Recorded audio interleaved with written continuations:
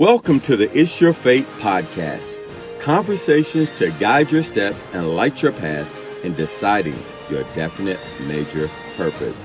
I'm your host, Lefford Fate. Hello, this is Lefford Fate, and in this series of 17 podcast episodes, which is hosted by my good friend and colleague Mike Saunders, you're going to learn about the principles to a positive mental attitude. Welcome back. Today we have with us Napoleon Hill certified leader John Raniola, who's talking about principle number 9, which is self-discipline. John, welcome to the program. Thank you, and I want to thank you for the opportunity. You're welcome. Let's get right into self-discipline because I feel like discipline is a really self-explanatory term, but then when you layer in self-discipline, there's that level of accountability and action that comes to light. So give us a little bit of background and definition of what self-discipline is, and then why is it so relevant for today? To me, self-discipline is, and as Napoleon Hill touches on it, it is to control your mind, to control your thoughts, and to control your actions. If you cannot control your actions or your mind or your thoughts, you're not going to be able to control your reality or how you vision life and everything else, your perspective in life. Yeah, that's so important to be able to recognize that. And it kind of makes me think about like awareness, because you can say we need to control our mind, but how does being self-aware tie into that as well? Well, what happens is you start realizing when you're having something going on, and a lot of people their lives are spiraling out of control on a negative. They're not even witnessing that their lives are being lived out. And once you know how to control your mind or to control your thoughts, and you're disciplined in that, you're able to shut down those negative thoughts and actually shift your thoughts and your actions towards your goals, or just to be a happier person, or to be, just to change the circumstances that are happening. Like a lot of people will get into this negative spiral control where everything will just spin out of control, and things just get worse and worse. And if you're able to train your mind to actually understand that this is happening to you and able to shift your focus, you can get yourself out of most negative situations. Yeah, when you think about the world we live in today and how really busier we all are, and you think about when Napoleon Hill wrote his laws and principles back in, 20s, 30s, 40s, it was a different lifestyle. How do you feel that today people that are so crammed with busyness, technology, and really overwhelming themselves, how do you advise people to kind of be that present, watch for their attitudes so that they can start applying that self-discipline as it relates to just the busyness of today? First, I want to touch on something. Napoleon Hill's philosophy is not just about society and, the things that are around and business, and, it's about life. It's about the mind, and it's the war of life and success and how one lives their life. So with his philosophy from the 20s to now is somewhat the same, as just as society changed a little. So we have to adapt a little. The things that I have found a lot is that we have 24-hour news on every day, and it is just feeding people negative, anger, hate. I mean, very rarely you'll see something positive on the news. And people are watching this day in and day out for hours straight. They wake up in the morning and they listen to us. And they can't even, and I believe it's a fear that they don't want to listen to themselves, that they don't want to face themselves. So they go right in, then they have to listen to noise. And it blocks out, from yourself. And you're actually forming a mindset through that. Watching that news and all that negative. And to top it off, I walked in the gym this morning, And everywhere I go, I can't even shut off the gym. The news is on every wall. Every time I turn to the left, right, look up, or go on the treadmill, there's a TV with the news on every single equipment. So you're not even people aren't even shutting down at the gym anymore. Yeah. They are just listening, and I don't want to say it, but they're somewhat being programmed by the media, by the news. And then I don't even want to, I'll even touch on that on top of it, is on top of the news, all you're watching is medication commercials. One medication commercial after this, after that. And when you start understanding how powerful the mind is, you understand that what you hear often, you start believing. So when you start repeating this medication commercial, oh, you have this, do you have this, do you have that? Some people, I believe, are actually creating a lot of these illnesses through their minds. And so this is actually developing people, I believe, to get illnesses, things like that. And the other aspect of that is it's just treating the symptom and not the source. Exactly. If you have self-discipline on your habits and your patterns on life, you can change a lot of illnesses, because the illnesses many of them are caused by your habits, your thought patterns, and everything else. We are really making ourselves mentally ill, and by being mentally ill, we are also becoming physically ill. Yeah. I think that a lot of people would say, if they were asked, they would check the box, yes, I have self-discipline, I'm disciplined. But I feel like it's just scratching the surface. So what misconceptions do you find that are out there surrounding self-discipline? Well, when I was growing up, or before I actually got into this philosophy, I thought discipline was to work really hard, punish myself, and, really do things to the extreme. But once you start learning starting to learn how to control, your disciplines, you start realizing that the real thing that is controlling people is the fight within. So what I'm trying to say is that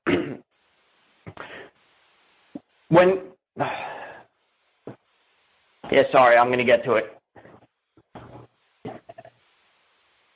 What I'm trying to say is the most strenuous conflict that anyone will face will be the one from within. And if they lack self-discipline, they will never, ever be able to overcome the person within that is holding them back.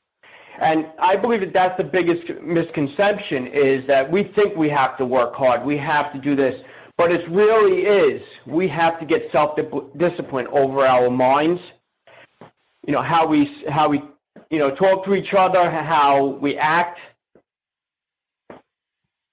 And then that carries over into other areas of our life, right? Because if you are exhibiting self-discipline over your mind, that carries over to self-discipline into your body, and that carries over into self-discipline into your finances and so forth. Yes, I totally agree, because once you start self-discipline in your mind and you can start focusing, you could get into where everything just starts to fall into place. You're actually becoming a better person, a better man. I'm sure that you have not implemented self-discipline your entire life, so at some point you started becoming aware of this and putting this into action. What were some of the positive changes you experienced personally and professionally when you started really implementing self-discipline into your life? Yes, all my life I was born into a very negative outlook in life, where I had parents that believed everyone was already successful, no one could become successful anymore. And I was talked a lot out of going after my dreams and things like that, and I had to do this myself.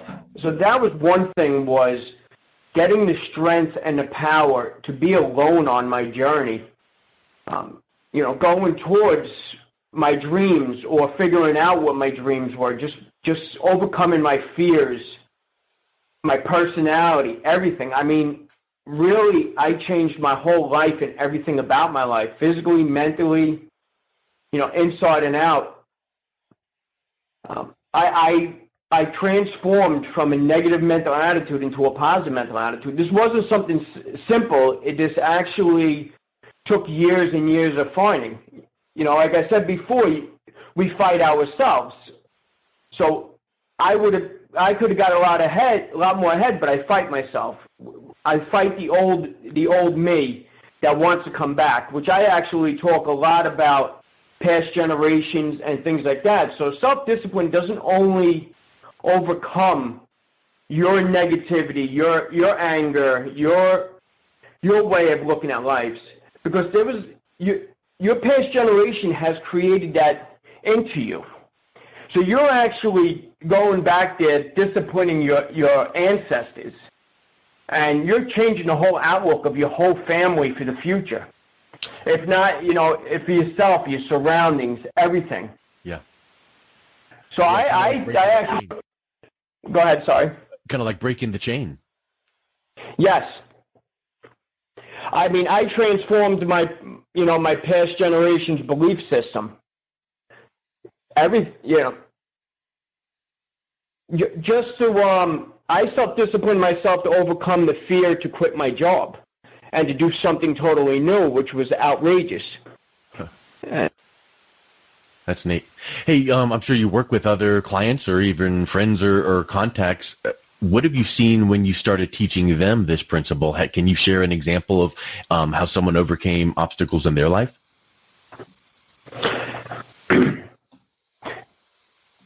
Yes. I know. I apologize on the nervousness. I don't know why I'm nervous. But yes, when you start, when I actually teach a way of silencing the mind, where you actually shut off the negative thoughts and actually reverse them into something positive. So with that, when I teach people that, they actually start getting the disciplines of their thoughts, because most people are going around with their thoughts running themselves, and most of them are negative. And if we don't know how to control them, they could run for days without us even having focus on that. And if we learn how to stop it, like I teach my students, it's one of the first lessons I try to teach is to learn how to sit down. Well, you know what? We're going to go on the tools later with that one.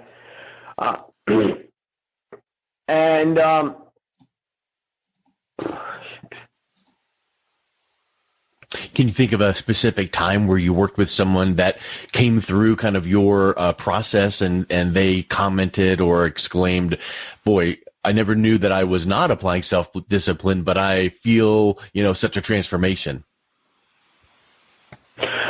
I will go as far as just putting a comment on like Facebook. I actually received this one day. I put a comment up. I didn't think anything of it. And it changed someone's life. Just one simple comment. And this person actually came to me and said that they were, I don't want to get into too many words, but they were really having deep issues. And they said that my post actually changed their perspective.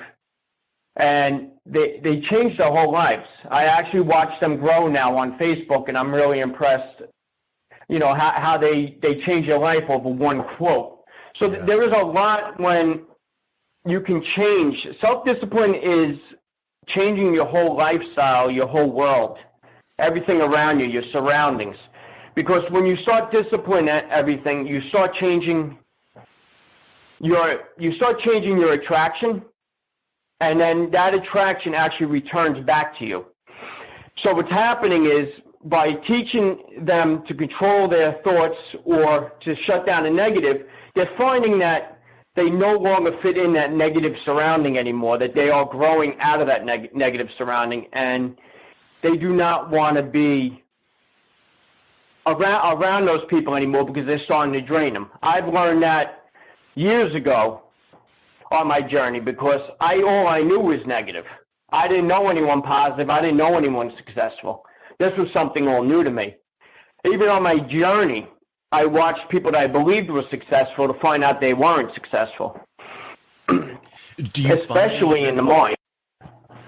Do you find that when people start taking baby steps and seeing some slight improvement, that motivates them to take that next step, and then they get a little bit more improvement, and then that kind of amplifies upon itself, whereas it's not an overnight transformation. You don't flip a switch. Yes, I totally agree. There's a lot of things going out there where a lot of people believe that success is going to come overnight. There's a magic tool or some kind of magic potion or some secret. The thing is you have to do this in little steps. You're transforming generations of thought patterns, and it's not going to happen overnight, and it's going to happen in little baby steps because you have to, little by little, travel towards a better you. And if you don't, I believe a lot of people get lost focusing on the big tools to success that a lot of people are selling out there. And if people just sit back and go, okay, let's do the simplest tool possible. Because I tell people when they're looking to do something, I ask them, I go, what's the simplest tool that they could do? I actually had this, there was a lady that wanted to open up a business. I'm not going to go in details. So I asked her, what is the simplest thing to do? And she said, I don't know, I need a website. I'm like, okay, so tonight, go out on the internet and get a .com name. Mm-hmm. I go, I don't care if it's right or wrong, just get a .com name. And that lady said to me, she goes, what is that going to do? I go, you just got rid of step 1. Now you can concentrate on step 2. And as you're going down on your steps, if you want to change your .com name, who cares? It's only, $10 or a few dollars just to buy a .com name. But to take that step and to get your focus out of step 1 and then you start focusing it onto step 2, start step 3. And I will tell you, when you start taking these small steps, they will start taking a life of their own. They will start getting bigger and bigger and bigger and bigger. And then you'll want to challenge yourself more and more because you're going to see what you're becoming. You're becoming something powerful. Your energy is rising. And you're just growing faster and faster and faster. And once you tap into this, you are not going to want to be around the old you anymore. And you're going to want to learn, get as much knowledge as possible, and get out there and grow. As Napoleon Hill put it, think and grow rich. So, John, at some point you were not a Napoleon Hill certified leader. What was it that inspired you to look into the program, and what words of advice would you give to others that are looking into it as well? Tell you the truth, it wasn't something I was looking to be certified. It was something I was, like before I said, I was seeking knowledge. I was seeking wisdom. There was something in Napoleon Hill's writing that was guiding me back to Napoleon Hill. And one night I sat at the computer and I'm like, I was confused about my journey. I got stuck. And I'm like, what am I missing? What am I missing? And I started researching Napoleon Hill, self-development books, and everything again. And that's where I came across the Napoleon Hill Foundation. And then I went on there, and I looked at it, and I said, you know what? I am going to do this. This sounds challenging. I want to do this. I will tell you this was not the easiest thing for me. I had to overcome a lot. I did not like to read. I did not like to study, and I was never good at school. So I had to sit down and take these courses, which was amazing, because it taught me self-discipline. It taught me about this, and it reshaped my mind.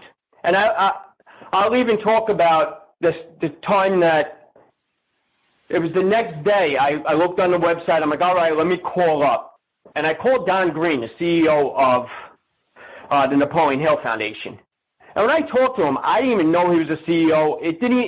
Talking to him made me feel like I was one with him. That it wasn't like I was scared that this was a big CEO or anything like that. And when I really talked to him, we went mind to mind, and it was an amazing thing. And I think that also drove me too, is because I realized that there was something there that I was missing that I had to find. And just that mind to mind where you can have a positive conversation with someone was amazing to me. And that's what really drew me into the certificate. Now, going after this, doing all this studying and getting certified is opening up my world to a totally different thing. Because I didn't do this to teach others, to guide others. I did this to guide myself to become a better person. It's just so happened now that I know I could see what's holding people down. So I know now how I can teach them to get out of that lifestyle, that situation. And that's where, if you want to really dig deep into this philosophy, I would totally recommend anyone to take the certificate and then go out there, meet the Napoleon Hill Foundation in Virginia or wherever they're having the classes, see what kind of people they are.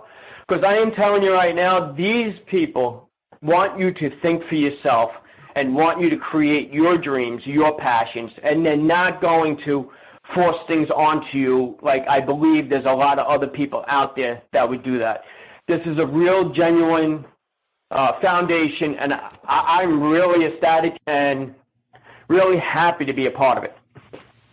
Well, John, we've been talking about self-discipline and how powerful and vital that it is in so many areas of our life. What would you recommend someone that takes the first step? How could they start implementing this into their lives? Okay, like I was talking before, it's the baby steps. These are the things that people are missing, and these are the things that are going to transform your life the best. These are the steps that I had to do, and these are the steps I teach people. And I know that they're going to say it's silly and whatnot, but this is very powerful, and this really needs to become very disciplined and become a ritual. Number one, you have to smile more and be over polite. So when you're going through a doorway, you smile, you say thank you, you say you're welcome. You just be very over polite, and you will see, you will actually shock people. And people will be like, whoa, what's going on here? Because they're not used to seeing this.